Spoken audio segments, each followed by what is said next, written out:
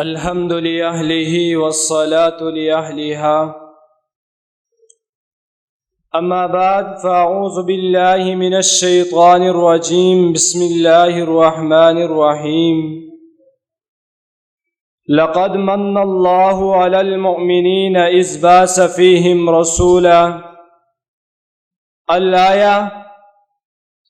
قال النبي صلى الله عليه وسلم: انما بعثت لأتمم مکارم الاخلاق، او کما قال علیہ الصلاۃ والسلام. کچھ کفر نے فتنے پھیلائے، کچھ ظلم نے شعلے بھڑکائے. کچھ کفر نے فتنے پھیلائے، کچھ ظلم نے شعلے بھڑکائے. سینوں سے عداوت جاگ اٹھی، انسان سے ٹکرائے. پامال کیا، برباد کیا کمزوروں کو طاقت والوں نے. جب ظلم و تشدد حد سے بڑھا، تشریف محمد لے آئے. عزیزان من، آج کی اس ایوان و بصیرت میں اس سراپائے رحمت، مجسم برکت، باعث راحت کی آمد کو بیان کرنا چاہتا ہوں، جس کی خاموشی میں جلال، گفتگو میں جمال، ذات و صفات میں کمال ہے. جی ہاں، جب میں قرآن مجید کا مطالعہ نظر عمیق کے ساتھ کرتا ہوں تو یہ بات روز روشن کی طرح واضح ہو جاتی ہے کہ آج سے 1400 سال قبل کا زمانہ ایک ایسا زمانہ تھا جہاں پر ظلم و زیادتی، جبر و تشدد، فسق و فجور، لوٹ مار، ڈاکہ زنی، حرام خوری اور شراب نوشی جیسی غلاظتیں ہر سمت چھائی ہوئی تھی. ظلم و ستم کا طوفان ہر طرف پھیلا ہوا تھا. جہاں تک نظر پڑتی قتل و غارت، درندگی اور حیوانیت کا دورہ تھا. کفر و جہالت کا طوفان ہر طرف ٹھاٹھائیں مار رہا تھا. فسق و فجور عام تھا. ستم رسیدہ لوگوں کی نگاہیں دور کہیں افق پر کھو گئی تھی. حالانکہ بت پرستی کا یہ عالم تھا کہ کعبۃ اللہ میں 360 بت رکھے ہوئے تھے. الغرض انسانیت کنتم علی شفا حفرۃ من النار پہ ڈگمگا رہی تھی.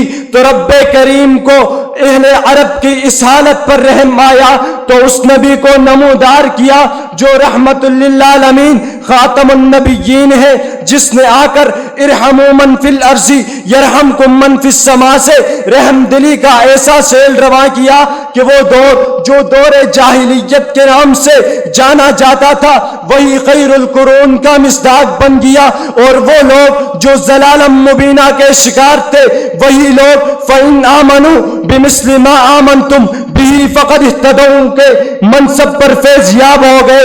اور وہ لوگ جن کے دلوں پر کفر و شرک کی وجہ سے مہر لگ چکی تھی، انہی لوگوں کے بارے میں عرش سے آواز آئی: اولئک کتب فی قلوبہم الایمان.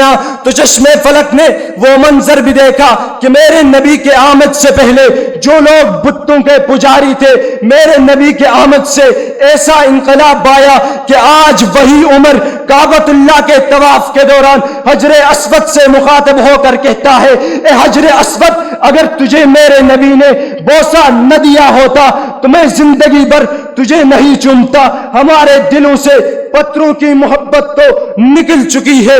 جی ہاں، میرے نبی کے آمد کا ہی تو ثمر تھا کہ وہ لوگ جو کنتم علی شفا حفرۃ من النار پہ ڈگمگا رہے تھے وہی لوگ جنات تجری من تحت الانہار کے وارث بن گئے. تو پھر مجھے اپنے تخیلات میں ڈوب کر یہ کہنا پڑتا ہے: وہ صبح ربی کا سحر کا اجالا، وہ جس کو بہاروں نے صدیوں میں پالا، وہ آیا ہے جس نے جہاں کو سنبھالا، وہ ہر نوری بشری سے افضل نرالا، وہ عزت میں اول، وہ عظمت میں اول، وہ چاہت میں اول، وہ شوکت میں اول، وہ توحید رب کی سنانے ہے آیا، وہ امت کو سینے لگانے ہی آیا. سامعین محترم، سلامتی کا بیان ہو یا امن کا اعلان، خوشی کا میدان ہو یا فلاح کی پیشان، الغرض حیات مستعار کی کامیابی و کامرانی کا ایک ایک لمحہ میرے نبی کے آمد کی مرہون منت ہے۔